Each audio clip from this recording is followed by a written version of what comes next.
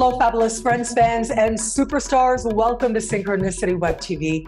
I am your host, Nadiya Shah, and this is your moment of synchronicity. Well, I'm so excited to celebrate with you today, my friend, Natalie Levin.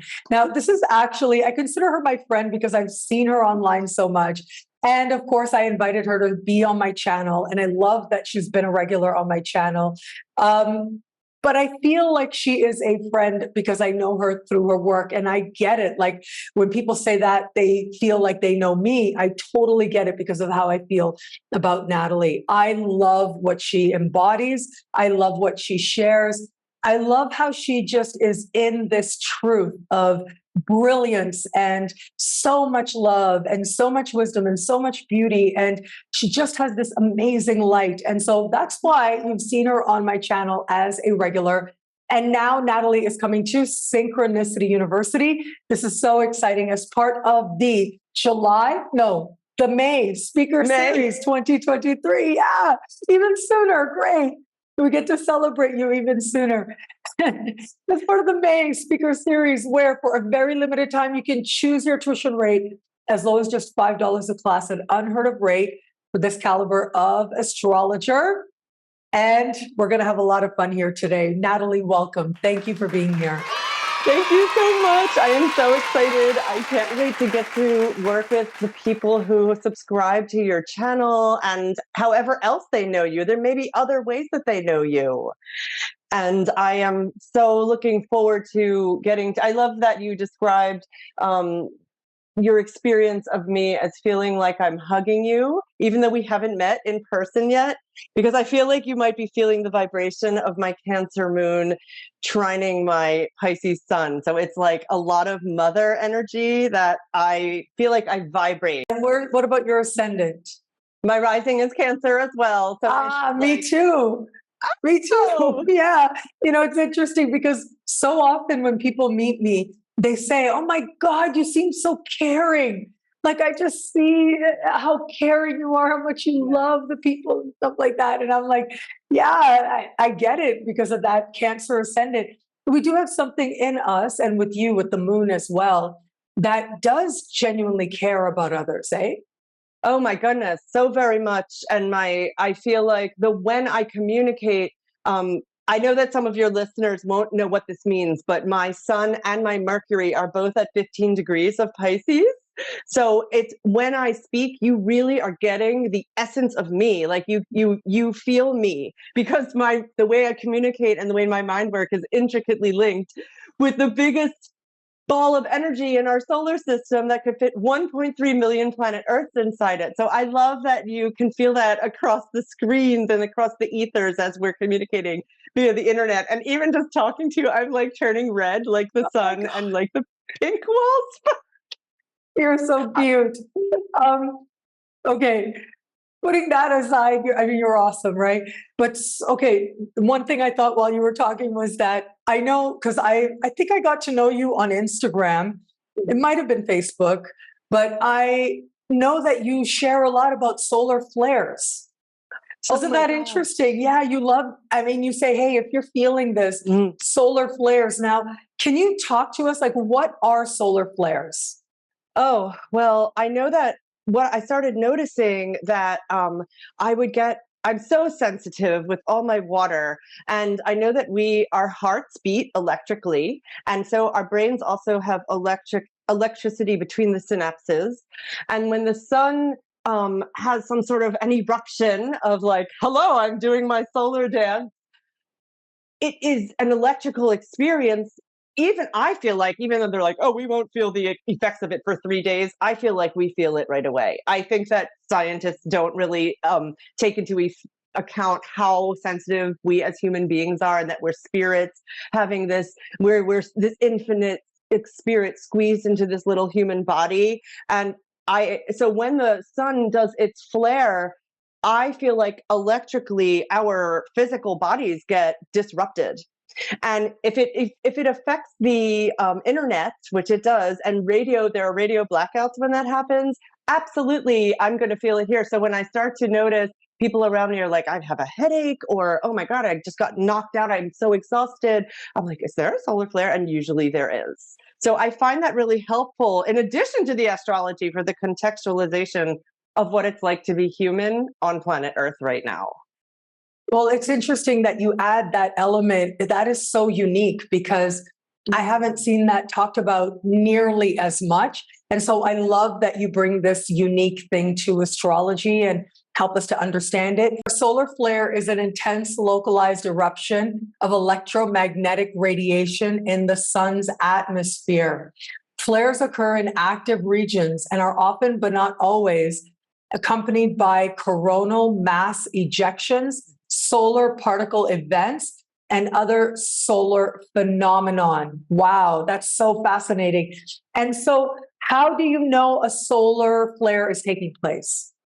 Well, I actually will go and research online solar flares today, especially if Okay. things are extra wacky.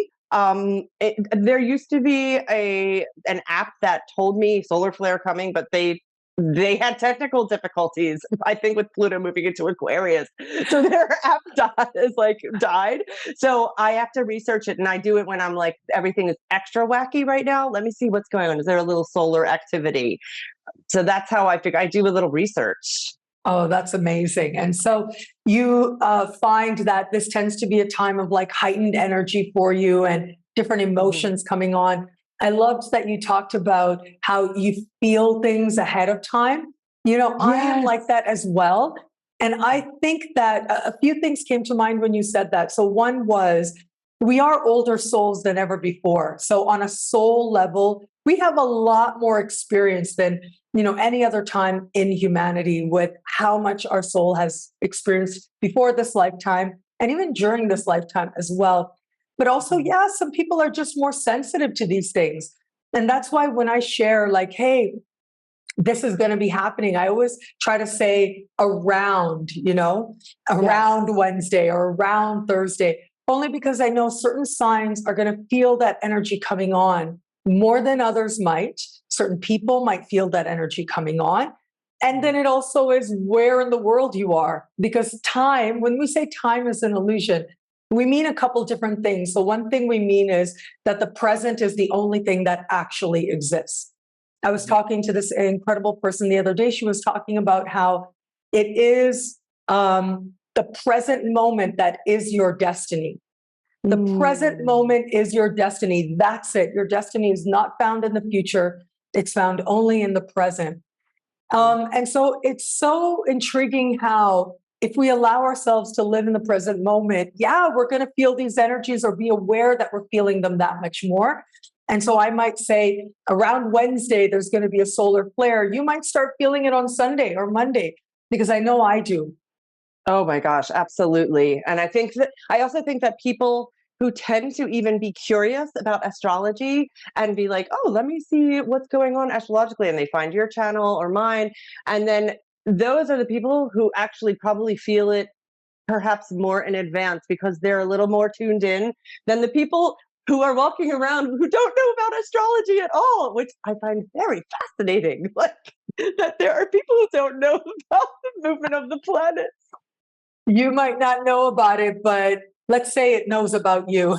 It's really right? does. Yes. Yeah. That Yes. astrology is going to find you. It's interesting because hard aspects bring people to astrology, perhaps more than any other thing. I remember back in the day when I was, first starting out as a full-time astrologer, doing readings at my kitchen table, and how many people would come in because they were having a Pluto transit. They just started having a Pluto conjunction or square. And yeah, they came because the point of Pluto is to make you aware that, you know what, we're powerless, but that's okay. You can still trust life and know that you'll end up somewhere good. And so they almost needed that affirmed. On some level, they knew that something's going on here that I don't understand. And they felt called to an astrologer to explain it to them. And so it's fascinating how these really intense emotions and feelings, even if you're not into astrology at all, once it comes on, it's incredible how it shows up in the chart. Even if you don't even know your chart exists or you know nothing about it, it will be there. Yes. Oh my gosh. And I love that you brought up a Pluto transit, because that is some of what I'm hoping to address when I'm working, when I'm going to be teaching at Synchronicity University on it's May 5th. That's when I'll be teaching. And I know that I have had some experiences when I work with a healer or an astrologer where I left feeling not, I've left feeling not as worse than when I went in to see the person. And my grand fantasy is that perhaps there's some invitation to allow to be able to talk about difficult transits or challenging transits in a way that leaves me as the client feeling like, okay, I feel empowered, I feel validation, I feel witnessed, I feel held, I feel seen by you. I don't feel like you're trying to fix it for me, because that, I know for me, like I'm 52 and I have a lot of clients who are much younger come to me. And of course I have 3 planets in Sagittarius, and I think I know exactly what they should do. Like I know exactly truth and what is going to be right. And it is not my job. I'm not their higher power. It is, and who am I to deprive another person of his or her pain? My pain has been my greatest teacher. So how do I sit and hold space as the healer, the astrologer, whatever you want to call what I do? How do I hold space in a way that allows you to feel witnessed and seen, and not like I'm coming in with a savior complex? So Wow. that's something I really feel strongly about, because I have had it happen to me. Does that make sense the way I'm saying Oh, that? absolutely. Yes, absolutely. I think there's a few layers there. So one is that I remember before I was a full-time astrologer and I was just a student. And I mean, I worked at Walmart. I was doing readings behind the cash registers, right? For my fellow coworkers. And I remember, yeah, like when I was working at a college briefly, there too, everybody came to know that, oh, Nadiya reads charts. Now to read charts for my coworkers and things like that, which is how a lot of us start, right? We start by, first it starts with your own chart. And then eventually people start saying, hey, look at my chart. And what happened for me was that eventually people started saying, hey, I'll give you $10 if you look at my chart. And then I realized, oh, I can earn a living with this, right? I can support myself. Maybe starts with $10, but yeah. Yes. And Yes. so, yeah, I remember how before I even turned pro, like years before, late teens, early 20s, we're talking, right? Yeah. And it was back then that I remember somebody coming to me and saying to me, you said this. And it was something that, wasn't empowering. It was like, oh, you tend to be like this in relationships. And she's like, oh, I was thinking a lot because you said I'm like this in relationships and stuff. And I felt so bad about that, because I felt like, well, if I'm not going to use this to empower people, what's the point? I mean, I think it's a part of learning. I've really been, sort of being in a space lately of trying to understand that we all will, as part of our journey, as part of our own innocence, we will do things that might hurt other people, that might cause suffering. And we do our best not to do that with the best intention, but it still can happen, whether accidentally or before we knew better, right? That is a part of it. But that consciousness and bringing our own consciousness into it is such an important part of actively seeking not to do harm, especially as an astrologer, where I think as part of our collective consciousness, like the unconscious of the collective is, we are the intermediaries of the gods, because that's what we were up until very recently, right? That's a lot of responsibility. Yes. Oh my gosh. Yes. So how, I'm in Jungian analysis at Carl Jung, who loved astrology and knew how to draw charts himself and use them in his work with clients. And I am in analysis. I've been since I was 28, so 24 years. I love it. And so one of the things that is it's really when I, like, at a certain point during my journey, before I was actually knew about astrology, but I didn't pay that much attention to it. I was very active in an addiction. And I was like, I said to my analyst, I was like, I can do whatever I want. I am having such a great time. This is amazing. And he was like, you're getting a little close to flying in the realms of the gods, but you remember that you might have wax wings like Icarus, and they might melt when you get that close to the sun. And indeed, I did fall. But what he did, as this healer person, healer figure, was he held space for me as I fell. He did not try to prevent that. It was probably a Pluto transit. He did not try to prevent it. He simply witnessed me and was there. Like, okay.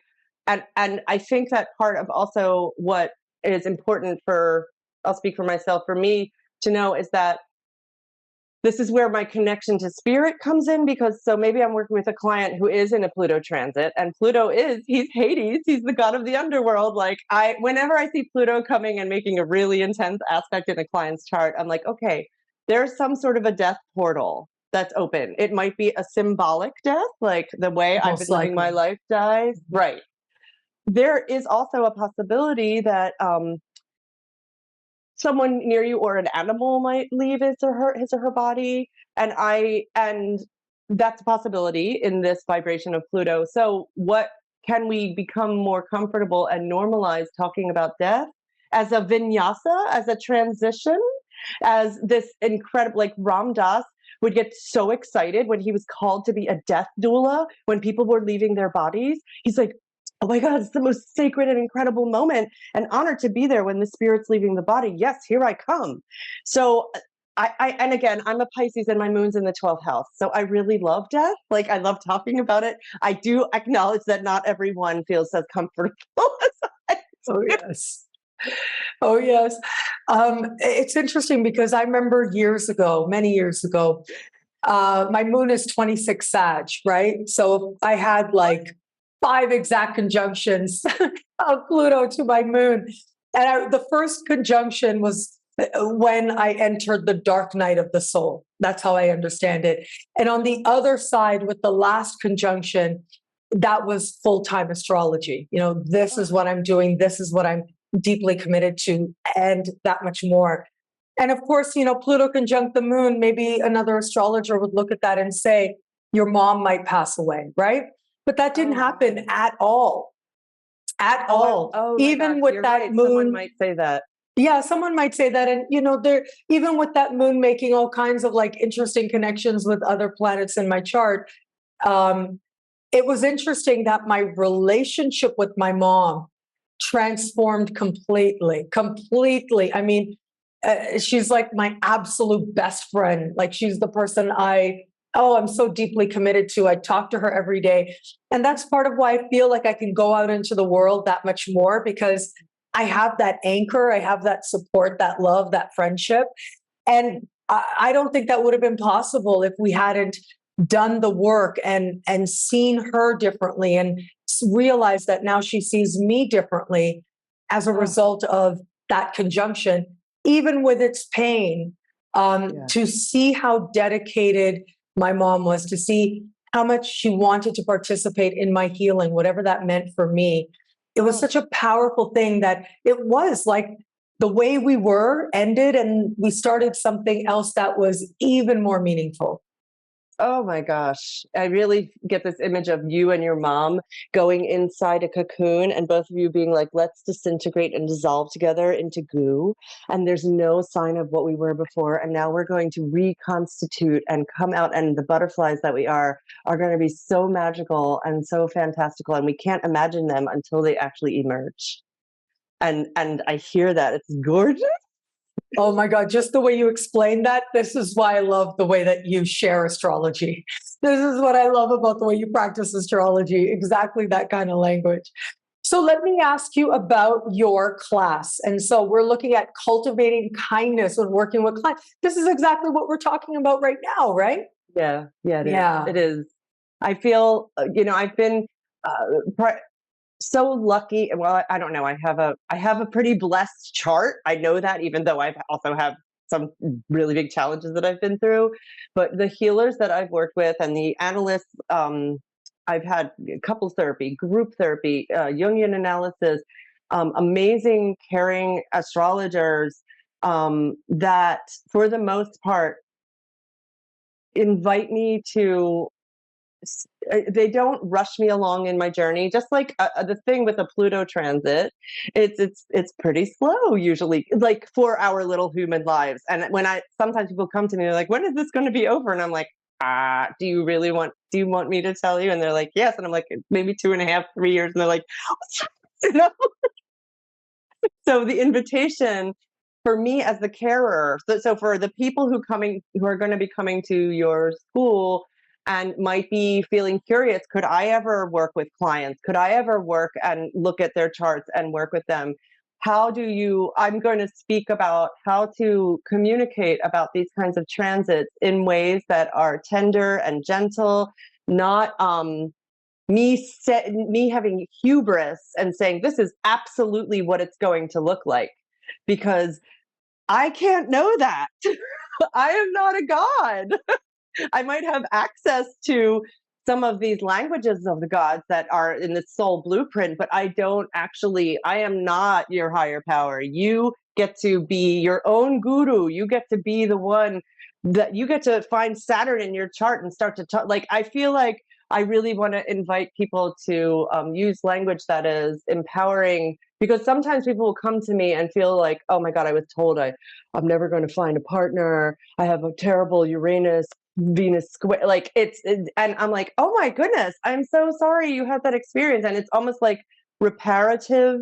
Our work together is for me to repair and invite how else could we express Venus square Uranus? How else might that look? And like for us to get really creative.